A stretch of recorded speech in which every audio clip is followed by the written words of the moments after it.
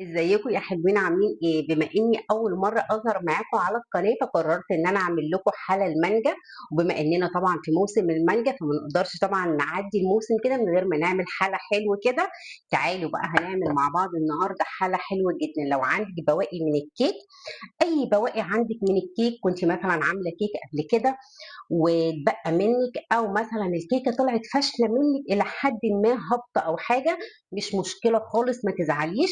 هنعملها النهارده مع بعض بحلى حلو جدا وبسيط. حضري بقى مكوناتك وتعالي معايا شوفي هنعمل ايه. في البداية بقى أنا كان عندي هنا كيك، كان عندي موجود في الفريزر، بس اللي كان عندي ده كان سبونج كيك. مفيش مشكلة خالص لو انت هتستخدمي الكيك العادي. مثلا كان متبقى عندك زي ما انا قلت لك في اول الفيديو، او لو عملت صينيه كيك مخصوص للوصفه دي ما فيش مشكله خالص. جبته هنا بقى كده وقطعته بالطريقه اللي انتوا شايفينها دي مكعبات. تقدري على فكره برضو تحطيه زي ما هو قطعه كده، يعني مش تقطعيه مكعبات، يعني ما فيش مشكله خالص. مش هيفرق على فكره خالص ولا هيغير من الوصفه بتاعتنا. هبدا ارصه كده في صينيه. لازم طبعا نسقي الكيك بتاعنا علشان يبقى طري معانا. جبت هنا كوبايه من عصير المانجا، حاطه لها سكر. على فكره ظبطي سكر العصير عادي خالص مفيش مشكله علشان يدي طعم حلو للكيك. هبدا كده اسقي الكيك زي ما انتم شايفين كده. الكميه دي اخدت معايا بالظبط كوبايه من عصير المانجا.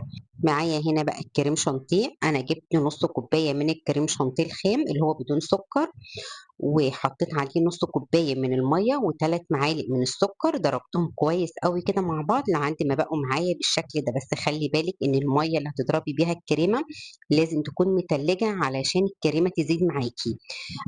الصينيه دي اخدت معايا نص كوبايه بالظبط، يبقى نص كوبايه من الميه عليها نص كوبايه من الكريم شانتيه، وعليها كمان 3 معالق كبار من السكر. اضربيهم كويس قوي كده مع بعض هيبقى معاكي بالشكل اللي قدامك كده بالظبط. طبعا طالما حلويات يبقى مانجا نعومي على طول ما فيهاش كلام.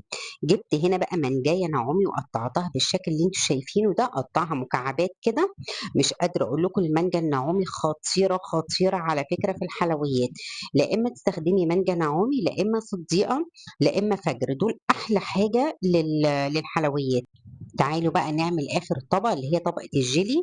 جبت هنا نص كوبايه من الميه المغليه، نزلت عليها بكيس من جيلي المانجا، قلبتهم كده كويس كده مع بعض. وهبدا انزل هنا بمعلقه كبيره من السكر. انا بحب احط سكر للجيلي يا جماعه، بيدي طعم حلو جدا وبيظهر الطعم كده. دي طبعا اختياري، تقدري تستغني عنها. ونزلت بقى بكوبايه من الميه المتلجه، هقلبهم كده كويس كده مع بعض.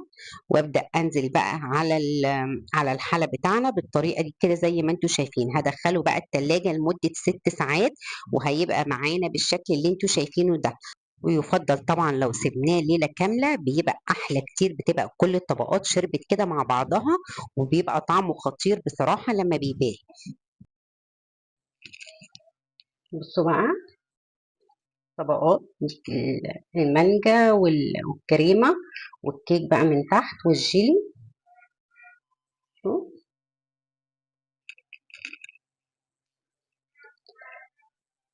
حلو جدا، طعمها حلو قوي.